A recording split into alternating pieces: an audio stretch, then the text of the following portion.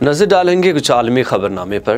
Press conference में मुल्ला हसन अहमद ने तमाम ममालिक और बिलखुसूस इस्लामी हुकूमत से तालिबान हुकूमत को तस्लीम करने का मुतालबा कर दिया।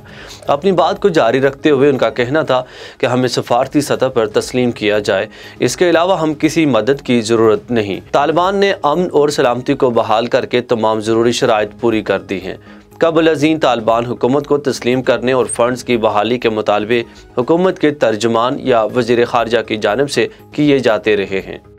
5G टेक्नोलॉजी के तनाज़े पर मुतअद्दिद इंटरनेशनल एयरलाइंस ने अमेरिका के लिए फ़्लाइट ऑपरेशन मुअत्तल करने की धमकी दे दी। मुत्तहदा अरब इमारात, भारत और 2 जापानी एयरलाइंस ने 5G टेक्नोलॉजी के हवाले से तहफ़्फ़ुज़ात दूर न होने की सूरत में आज से अमेरिका के लिए सर्विसेज रोकने का ऐलान कर दिया है। एमिरेट्स एयरलाइंस का कहना है कि वह तियारा साज कंपनियों और मुतल्लिका हुकाम से 5G टेक्नोलॉजी के मामले पर राब्ते में है। ख्याल रहे कि मुतअद्दिद इंटरनेशनल एयरलाइंस को 5G टेक्नोलॉजी से आरास्ता मोबाइल फ़ोन्स की एयरलाइंस की टेक्नोलॉजी में मुदाखलत पर खिदशात हैं।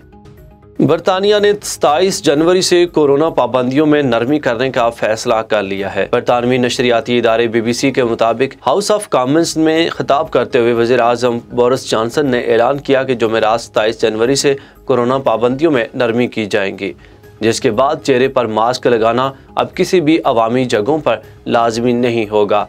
इसके अलावा शहरियों से घर से काम करने की हदायत भी वापस ले ली जाएंगी, जबकि कोरोना के मरीजों को घर में तनख्वाही इख्तियार करना होगी। रिपोर्ट्स के मुताबिक 27 जनवरी से बरतानिया में तकरीबात में दाखिले के लिए वैक्सीन की हैसियत या हालिया मनफी टेस्ट को जाहिर करना भी लाजमी नहीं होगा।